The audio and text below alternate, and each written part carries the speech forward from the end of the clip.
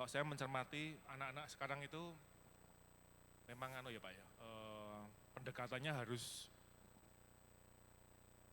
lebih spesifik begitu ya. Jadi kadang cara menegurnya juga tidak bisa seperti dulu begitu.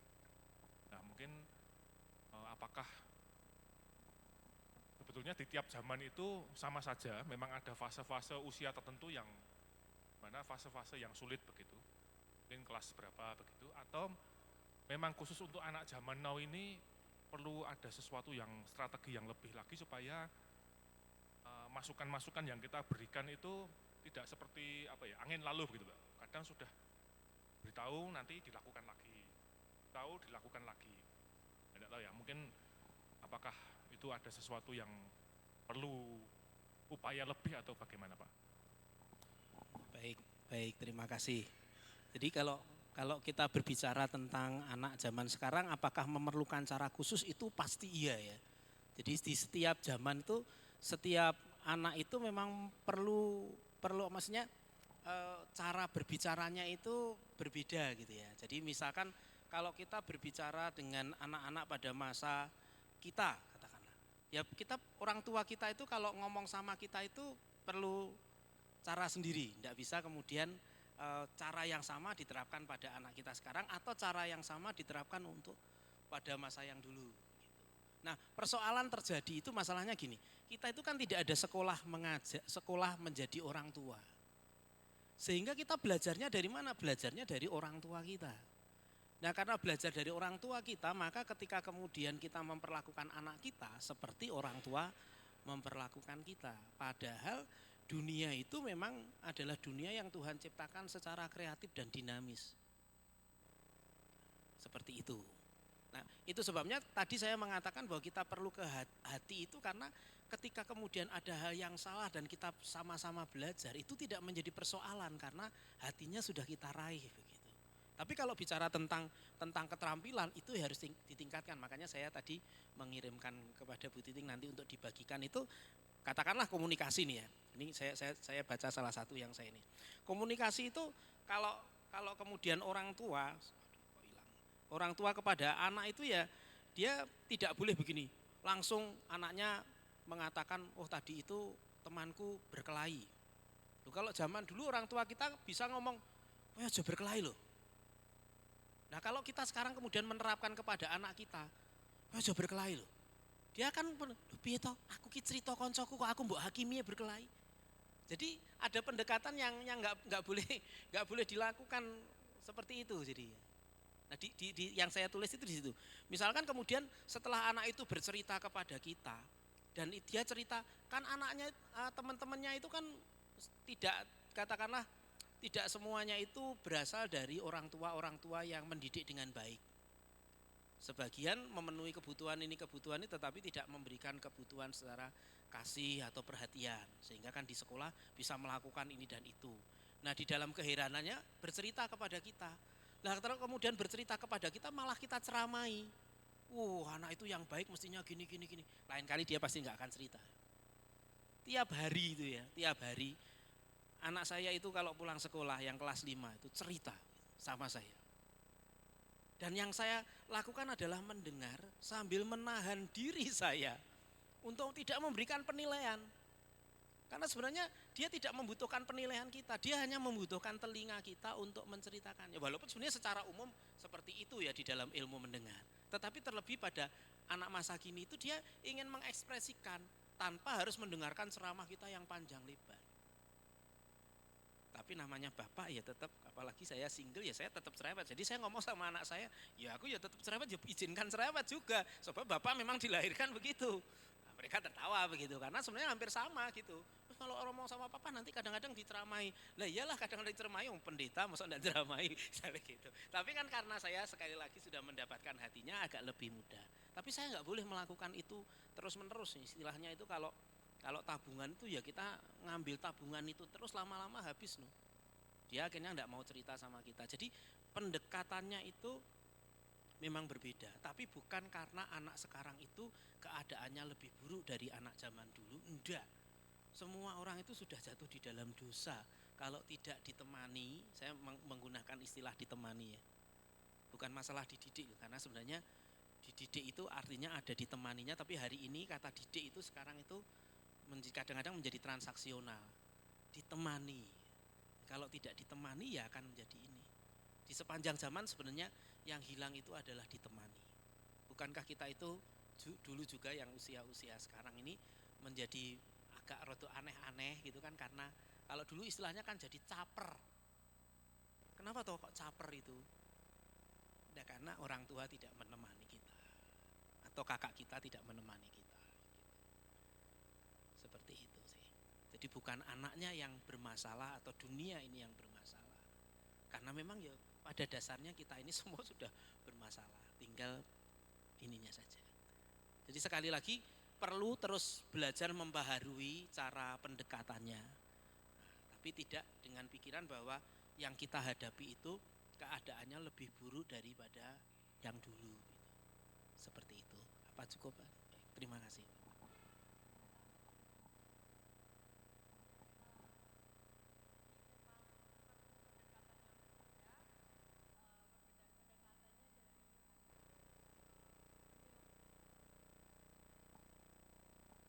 Oh iya, jadi pendekatannya itu juga didengarkan gitu ya Pak ya, didengarkan dulu baru kita bisa memasuki prinsip-prinsip yang baik gitu. Ada lagi yang mau bertanya? Silahkan. Ya, Bu Titing sama Bu Lucy. Bu Titing dulu. Atau Bu Lucy dulu. Terima kasih. Eh, saya mau bertanya untuk cara menghadapi anak yang punya prinsipnya kuat, Pak.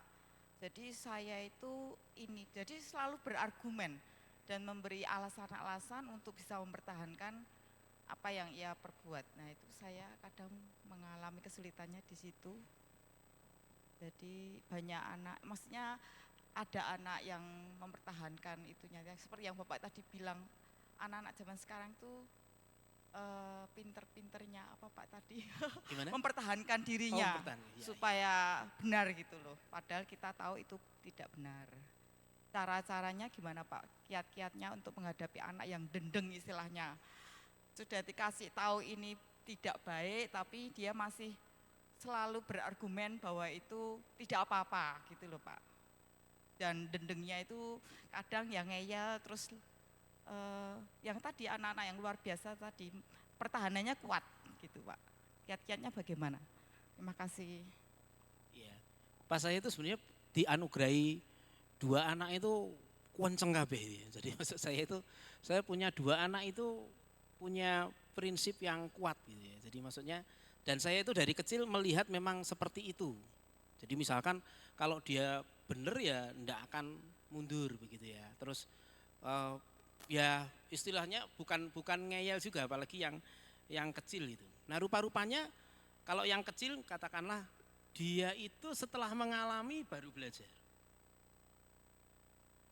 Cuma saya nggak tahu ini karena Miss Lucy ini anaknya itu anak sendiri atau kemudian murid itu agak berbeda ya, jadi agak berbeda. Tapi saya mengasumsikan dua-duanya saja ya, juga karena Miss Lucy kan juga guru gitu ya. Nah kalau untuk anak-anak begitu ya, saya asumsikan anak SMA gitu ya. Anak SMA itu kan sebenarnya sekuat-kuatnya itu tetap bingung ya. Sekuat-kuatnya itu sebenarnya mereka itu tetap bingung. Jadi mereka kuat itu sebatas memang ya punya ini, tetapi sebenarnya masih banyak kebingungan pada dirinya. Jadi kalau kita kerasi pasti akan keras gitu, karena sebenarnya memang itu karakteristik lebih kepada remaja, bukan karakteristik personalnya. Agak susah itu begini, agak susah itu kalau sebagai guru itu kan terbentur ada aturan sekolah, kemudian juga ada orang tuanya gitu ya. Nah kalau saya sendiri pengalaman saya itu ada anak itu masih SMP. Semua guru itu hampir menganggap dia itu anak yang bermasalah, kecuali saya gitu ya. Kenapa saya menganggap dia tidak bermasalah itu karena dia dekat dengan saya. Dan karena saya dekat dengan dia, saya tahu pikiran dan perasaannya. Dan dia itu istilahnya gini, kadang-kadang setelah sekian tahun, guru itu bisa memiliki satu pattern, anak itu begini pasti begini. begini, pasti begini. Itu sebenarnya bukan pattern yang dibentuk ya. Artinya itu secara otomatis. Tidak salah juga, karena kadang-kadang benar juga. Tetapi kadang-kadang juga ada anak-anak spesial itu yang tidak bisa masuk kota itu.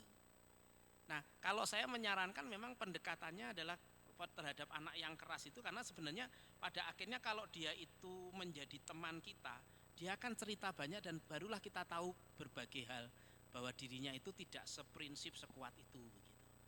Nah, jadi kalau saran saya memang adalah tidak di ini, tapi lebih pada didekati gitu. Jadi kalau tadi saya mengatakan memang prinsip inkarnasi ya, kan agak susah ya. Kalau zaman sekarang itu berbicara misalkan orang tua atau pemimpin atau kemudian guru, terus kemudian istilah Jawanya itu nyelondoi, itu kan susah ya. Padahal sebenarnya itu adalah ajaran Tuhan Yesus. Jadi kalau orang Kristen tidak nyelondoi itu malah bukan jadi people pleaser ya. Jadi bukan menjadi orang yang menyenangkan orang lain, itu dibenci loh. Anak-anak zaman sekarang ini membenci yang seperti itu ya. Paling antipati dengan anak-anak yang menyenangkan orang lain. Mereka nggak senang. Seperti kamu tuh gimana gitu, nggak punya prinsip dan sebagainya gitu. Tapi prinsip merendahkan diri itu artinya kita tidak memberikan apa yang dia inginkan secara prinsip gitu ya. Artinya dia itu inginnya mungkin memancing kemarahan kita, tapi kita malah tidak marah dan sebagainya. Jadi kalau anak orang lain memang pendekatannya seperti itu. Tapi kalau katakanlah itu anak kita sendiri, itu memang lebih tidak mudah lagi ya. Karena kalau kita potong, orang itu kan perlu prinsip ya. Pengalaman saya dengan anak saya yang kedua, itu pegang prinsip. Itu kalau dia nangis, tak suruh katakanlah, "Ya wes kowe nangis terus." Tidak akan berhenti.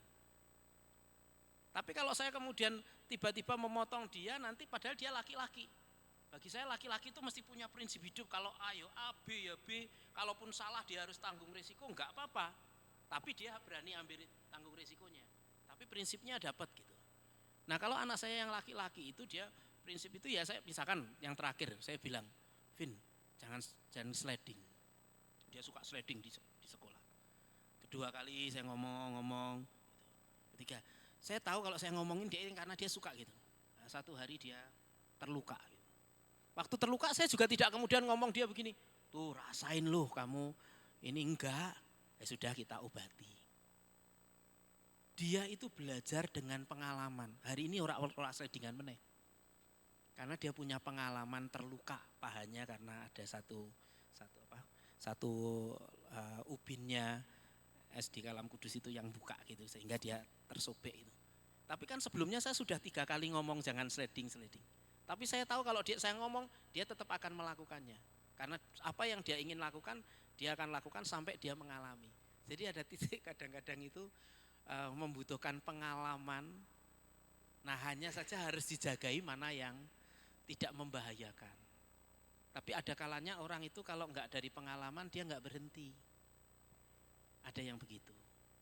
Tapi kalau yang tadi saya usulkan memang pendekatan, merendahkan diri, memahami dia akan menolong.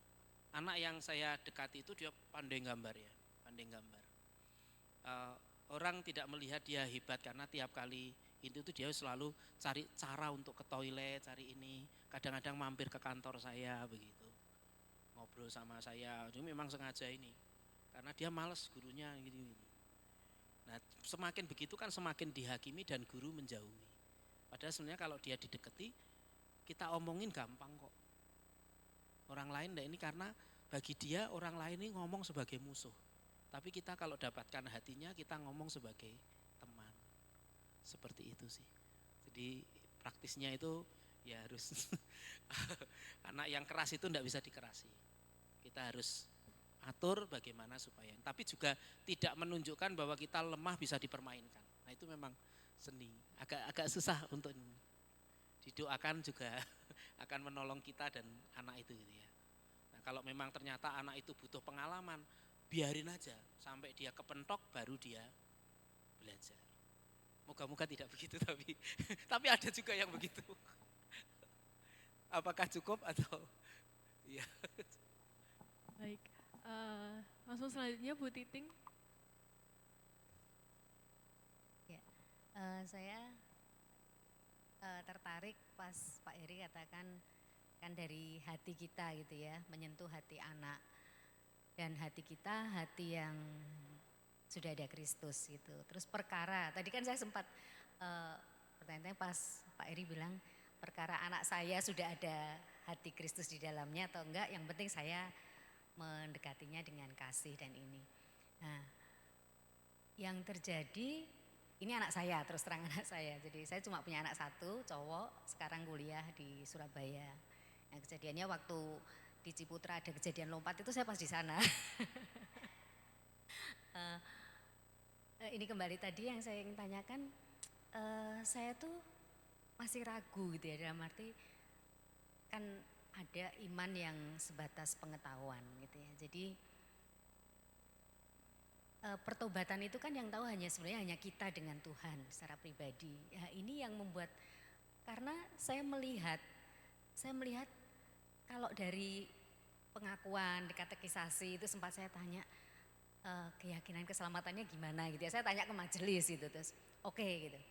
Tapi kok dari berjalannya waktu itu terus terang saya melihat kok hidupnya enggak sesuai gitu, maksudnya tidak seperti. Nah, itu yang membuat saya bertanya gitu ya, tanda tanya, maksudnya ini pertobatannya sudah benar atau belum. Lah terus tapi kan tadi Pak Heri katakan dari sisi bagaimana kita mendekati itu. Ya saya bersyukur anak saya ini terbuka sekali dengan saya gitu. Apapun dia ceritakan. Terus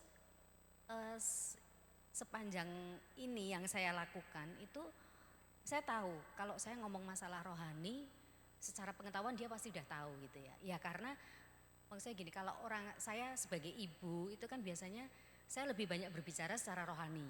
Jadi nasihatnya itu masuknya dari hal-hal rohani. Kalau papahnya tentu hal-hal praktis gitu ya, karena cowok lah.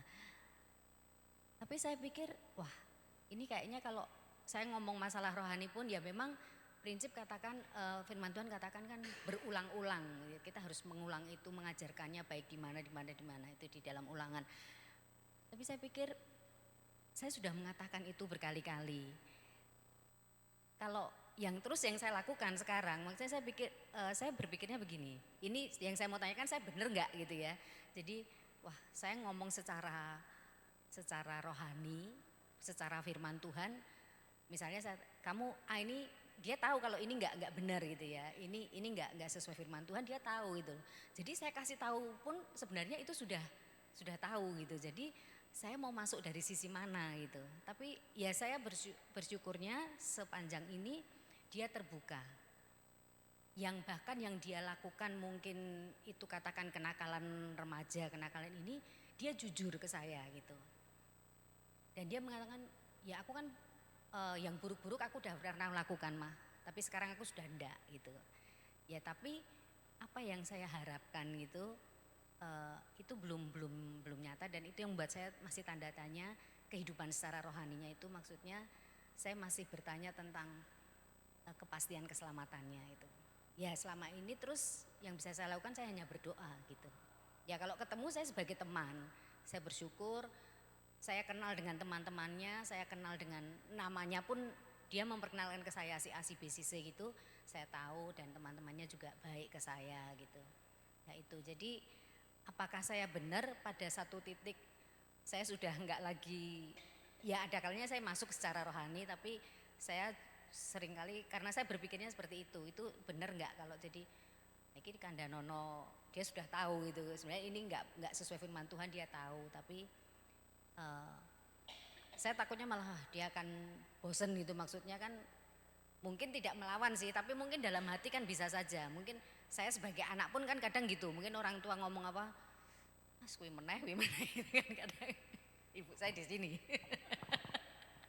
Jadi ya itu sebenarnya kan kita sudah tahu, cuma masalahnya kita bisa nggak melakukan. Nah itu saya sebagai orang tua, jadi apakah saya akan berhenti di situ? Bagaimana cara menasehati dia untuk mengingatkan kembali hal-hal yang sebatas mana yang perlu diingatkan, mana yang tidak gitu. Terima kasih. Baik, pertama begini, kepastian keselamatan itu tidak ada yang tahu kecuali saya dan Tuhan. Jadi kita tidak akan pernah bisa memastikan bahwa orang itu selamat atau tidak. Katakanlah kalau saya menguburkan seseorang begitu ya, nah itu sebenarnya pergumulan yang berat gitu ya. Karena saya mau ngomong seperti apa begitu ya. Nanti kan karena sebenarnya kita tidak bisa memastikan keselamatan orang lain. Kita hanya bisa mengatakan dengan apa yang dia jalani kemungkinan dia bersama dengan Tuhan begitu. Jadi itu yang pertama ya, tidak bisa. Tapi kalau kita mesti mendapatkan kepastian. Jadi artinya saya sendiri saya tahu bahwa saya berjalan di jalan Tuhan. Kalau enggak nanti bagaimana? Masuk moga-moga begitu kan enggak. Tapi untuk orang lain kita enggak ini. Nah, terhadap anak itu juga sebenarnya yang disebut sebagai transfer iman kepada anak itu adalah bagaimana kita menghidupi iman kita. Jadi menghidupi iman kita bagaimana kita terus menerus membangun relasi komunikasi dengan Tuhan. Bukan kemudian kita sedikit-sedikit mengatakan firman Tuhan kepada anak kita juga bukan. Tetapi yang mereka lihat adalah bagaimana kita berpikir, bagaimana kita berasa, bagaimana kita bertindak. Itu sebagai satu keutuhan gitu. Ya, sama seperti kalau kita melihat orang lain kan juga begitu. Ibu melihat anak kan juga begitu. Bagaimana dia berpikir, bagaimana dia berasa, bagaimana dia bertindak. Terus ibu menyimpulkan kita belum selamat ya misalnya gitu. Kan seperti itu. Nah jadi tapi sebagai orang tua bahwa kita harus menasihati itu sebuah kewajiban. Kalau memang ada sesuatu yang tidak tepat ya kita harus terus menerus. Itu yang dikatakan firman Tuhan untuk berulang-ulang gitu ya. Tetapi caranya yang perlu harus dengan bijak supaya tidak membosankan, supaya kemudian tidak merasa bahwa itu sebagai suatu penghakiman, tapi sebagai sebuah didikan. Nah itu memang memerlukan hikmat dari Tuhan. Tetapi sebenarnya apa yang kita lakukan sendiri, bagaimana kita menjalani itu, hidup dengan baik itu pasti akan tertular pada anak itu. Saya kasih contoh begini, saya itu kadang-kadang itu manggil anak saya, Vin, namanya kan Marvin, Vin, sini Vin, penting Vin, penting, bagi saya memang penting, bukannya tidak penting, Vin, penting. Dia datang kemudian saya bilang, apa yang penting? Papa sayang Marvin. Papa ini. Nah, itu berkali-kali saya lakukan. Nah, kemudian apa yang terjadi? Yang terjadi adalah dia melakukan yang sama. Kalau tidur malam gitu, saya kemudian setelah membacakan ayat Alkitab, berdoa, saya temani sebentar, kemudian saya pergi tidur ke tempat saya, kemudian tiba-tiba dia nanti manggil, Pak, sini Pak, penting Pak, gitu. Saya lari gitu. Apa Vin? Marvin sayang Papa. Jadi sebenarnya sebagaimana yang kita jalani itu dijalani oleh anak kita. Nah saya melakukannya dengan hati saya loh. Saya mengatakan memang itu penting, Papa sayang Marvin itu penting. Ternyata itu ditirukan oleh dia. Nah sama sebenarnya kan Tuhan itu menginginkan iman itu tertransfer itu melalui hidup kita. Kalau kita misalkan kita tidak usah cerita tentang pengampunan, tapi ada katakanlah ibu orang tuanya buat sesuatu yang tidak berkenan terus ibu mengampuni, anak pasti akan mengampuni. Atau kemudian ketika ibu melakukan kesalahan pada suami, ibu minta maaf, anak tidak usah diajari tentang pengampunan, dia juga akan minta maaf karena dia contoh yang real bagaimana merendahkan diri mau mengampuni. Jadi seperti itu. Tapi tidak boleh juga kita kemudian menghentikan nasihat kalau dia salah. Kalau salah ya harus tetap kita katakan salah kalau benar. Cara itu perlu dipikirkan dan perlu berdoa juga bagaimana Tuhan memberi hikmat. Dan saya rasa Tuhan pasti akan ngasih hikmat sih supaya ini. Jadi tetap jalan tapi yang utama adalah bagaimana hidup kita sendiri. Jadi teladan. Kira-kira begitu. Cukup, ada titik, ya cukup. Apakah ada yang mau bertanya lagi? Udah ya, giliran saya ya Pak. Maaf ya Bu, rodok telat tapi saya penasaran satu hal. Tadi kan sudah banyak dari perspektif orang tua gitu ya. Saya mau tanya dari perspektif anak gitu ya. Ya banyak saya temui bahkan bukan jauh tapi orang-orang terdekat yang merasa orang tuanya itu tidak pantas untuk dijadikan teladan. Baik itu memang tidak bisa dijadikan teladan maupun dia merasa tidak dijadikan teladan dan baik itu dan itu sayangnya terjadi di tidak di luar kekristenan tapi di dalam kekristenan gitu ya. Mungkin ada anak-anak pemimpin gitu, pendeta, majelis hamba Tuhan yang bahkan merasakan seperti itu. Kan sebenarnya idealnya tidak merasakan seperti itu gitu ya Pak ya. Jadi saya mau tanya bagaimana menolong anak-anak ini, apalagi mungkin tadi kan sudah dibilang bahwa sebenarnya kalau yang mau meraih hati itu sebenarnya yang duluan ya kita gitu. Maksudnya tidak bisa kita mengharap orang lain juga yang maksudnya dari orang lain, dari pihak eksternal yang meraih duluan gitu. Jadi dimulai. Tapi kan balik lagi dilemanya adalah ini kan posisinya anak gitu ya Pak ya. Jadi anak tuh ya banyak pertimbangan, harus hormat segala macam. Tapi kembali lagi dia merasa orang tua itu tidak berhak gitu dijadikan teladan gitu. Jadi gimana ya Pak cara menolong anak seperti ini? Ya baik. Itu sebabnya kenapa saya memberikan dasar bahwa manusia itu rusak, dunia itu rusak, kekristenan dalam tanda petik juga ada kerusakan gitu ya, tapi jangan digambarkan rusak yang gitu ya. Nah, sehingga kan ada banyak hal yang tidak ideal. Dan memang ketika saya mengatakan kemudian harus dari diri yang memulai, misalkan anak yang memulai, nah itu memang bukan sesuatu yang mudah bagi orang tua. Mungkin sekalipun sukar tetapi karena ingin menyelamatkan anaknya dia melakukan gitu. Tapi bagi anak itu dia orang tuaku seperti itu, bagaimana saya seperti itu ya.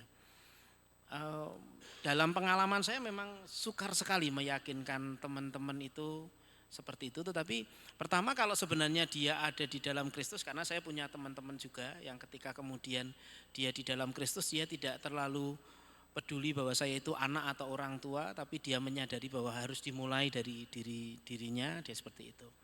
Nah jadi yang pertama ya memang itu dari dirinya sendiri walaupun tidak mudah. Yang kedua memang ini sesuatu yang di beberapa, saya itu prihatin karena di beberapa gereja itu ada yang komisinya itu dihilangkan gitu ya. Masih bersyukur di sini komisi ada. Terus kemudian juga ada juga yang tidak punya pembimbing di ini, karena namanya teman remaja itu memang perlu teman. Nah tetapi belakangan saya memikirkan sebenarnya kalaupun tidak ada hamba Tuhan yang mendampingi, sebenarnya Tuhan itu menghadirkan orang-orang yang lebih dahulu mengenal Tuhan. Makanya saya mendorong sebenarnya Bapak Ibu sekalian perlu untuk menemani teman-teman remaja. Dan kalau hari ini teman-teman atau Bapak Ibu sekalian ini juga mendengarkan tentang anak zaman now, saya berharap Roh Kudus juga menjamah Bapak Ibu untuk boleh menjadi teman. Karena sebenarnya hari-hari ini tuh sekalipun tampak kuat, anak-anak itu tetap membutuhkan pendampingan gitu. Saya tidak tahu yang di sekolah Kalam Kudus misalkan yang di ini ya. Tapi saya harus mengatakan di tempat yang dulu di Yogyakarta, saya dengan segala kesibukan guru itu salah satu esensi yang hilang dari seorang guru adalah menemani. Memang ada orang-orang yang berpikir bahwa itu sebuah karunia sebagainya, tapi sebenarnya ada hal yang mendasar yang Tuhan berikan kepada semua orang yang mampu, namanya menemani. Itu sebabnya kita bisa jadi teman dengan segala kesederhanaan kita gitu ya. Tidak sedikit orang-orang tua yang Tuhan pakai untuk menolong anak-anak muda walaupun berjarak dengan usia. Saya suka nonton Korea gitu ya. Saya suka juga nonton film kungfu China gitu ya.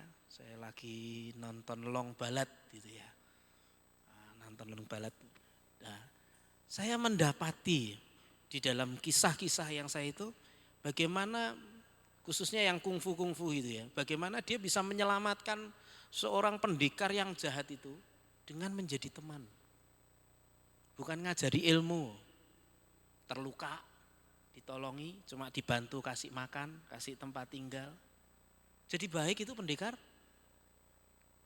Itu kisah ya, entah mungkin tidak benar ya. Tetapi sebenarnya secara fakta, memang anak-anak muda itu perlu ditemani.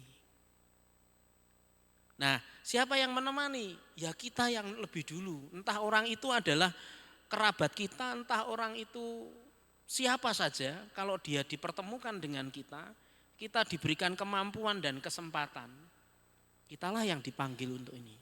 Berbicara tentang anak-anak remaja, pemuda dengan teladan yang kurang baik, ya memang harus ditemani. Seperti itu. Saya kapan itu mengisi di GKI Karangsaru. Kemudian ada seorang hamba Tuhan yang menurut saya cukup baik. Dia bertanya kepada saya, "Kok dulu katanya pernah jadi pembimbingnya pemuda remaja di sini?" Saya bilang, "Ya, aku tahun 2016 sampai 2018 itu jadi pembimbing." Terus dia bilang, "Aku mau tanya gimana sih supaya," karena dia mungkin mendengar saya lumayan dekat sama teman-teman yang di situ pada masa saya. Terus kemudian dia bertanya, "Ada enggak tips untuk saya?" Saya bilang sama dia, "Enggak ada. Temanilah mereka dan kamu tahu apa yang terbaik untuk mereka." Jadi jawabannya adalah memang ya sukar sekali teman-teman kita yang muda itu untuk memulai.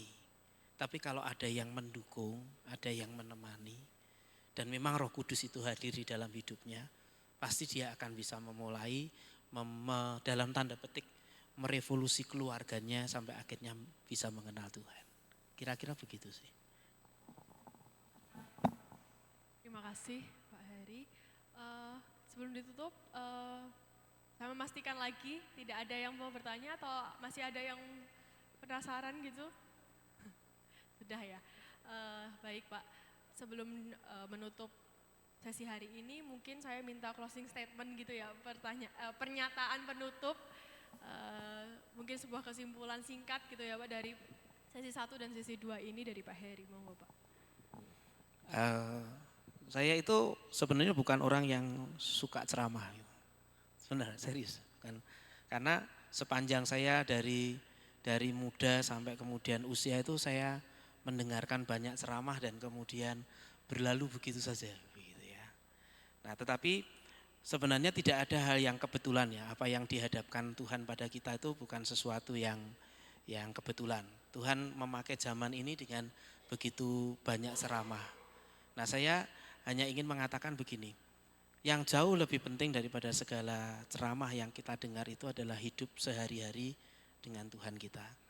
Kalau hati Tuhan itu ada di hati kita, mau apapun yang kita hadapi, Tuhan itu akan menemani kita dan memberikan petunjuknya kepada kita, sehingga kita bisa melewati semuanya itu.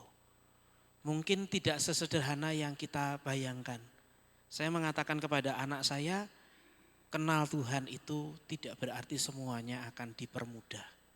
Kita akan tetap melewati di dunia yang sudah rusak ini pasang surut kehidupan. Kemarin saya pergi sama anak saya, dia terpleset relnya yang di Slamet Riyadi itu. Dia sepanjang jalan dia cemberut begitu karena ini. Tapi kemudian saya mengatakan kepada anak saya, dalam hidup ini tidak semuanya itu berjalan dengan lancar. Tetapi yakinlah bahwa Tuhan itu tidak meninggalkan kita, menemani kita. Nah, bagaimana kita bisa menikmati Tuhan menemani kita? Nah, rumusnya kalau kita mendekat kepada Tuhan, Tuhan pasti mendekat kepada kita. Kalau kita ingin menemani anak zaman now, dekatkanlah diri Bapak Ibu kepada Tuhan dan dekatkanlah diri Bapak Ibu kepada anak-anak zaman now. Mungkin kita enggak tahu caranya, tapi Tuhan akan memberikan hikmat yang lebih dari cukup sehingga mereka akan berterima kasih kepada setiap kita karena kita sudah mau menjadi teman mereka. Tuhan Yesus memberkati. Ya. Terima kasih Pak Heri. Saya mewakili majelis dan jemaat GKI Brisada mengucapkan terima kasih atas materi yang sudah disampaikan hari ini. Semoga bermanfaat gitu dan menjadi berkat untuk kita sekalian dan kita bawa ke kehidupan sehari-hari. Mari kita tutup acara hari ini dengan doa penutup. Saya minta tolong Evangelis Tony untuk menutup kita dalam doa.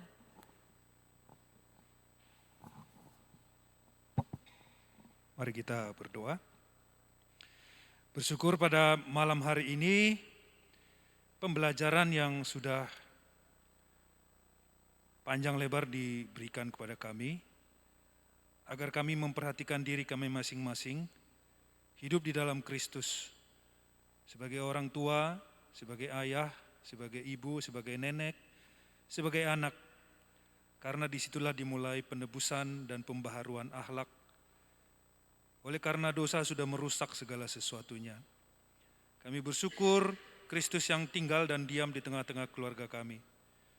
Dan firman itu yang telah menjadi daging, kitab suci yang kami pelajari sebagai perwujudan Kristus yang hadir, itulah yang memperbaiki segala sesuatu, komunikasi kami dengan anak, keluarga. Sehingga hari di depan kami terus terbuka untuk belajar kepada Kristus di dalam firman Tuhan. Sehingga di depan hidup kami memuliakan Tuhan. Tetapi tidak memungkiri ada banyak tantangan, ada banyak masalah di dalam hidup kami. Pimpinlah keluarga kami Tuhan. Kristus yang sungguh hadir, mewarnai pikiran kami, mendorong tindakan kami untuk melakukan hal-hal yang baik. Sebentar lagi kami akan kembali ke tempat kami masing-masing. Tuhan menyertai perjalanan kami. Lindungilah kami ya Tuhan. Sebagaimana bangsa Israel berjalan 40 tahun di padang gurun dengan tiang api dan tiang awan. Itulah juga yang kami percaya bahwa Kristus menyertai kami sampai akhir zaman. Terpujilah namamu. Di dalam nama Yesus Kristus kami berdoa dan mengucap syukur. Amin. Terima kasih Pak Tony. Demikian acara hari ini berakhir. Terima kasih atas kehadirannya. Jangan lupa untuk ibadah umum juga besok hari jam 9 seperti biasa. Terima kasih, Tuhan memberkati. Apa?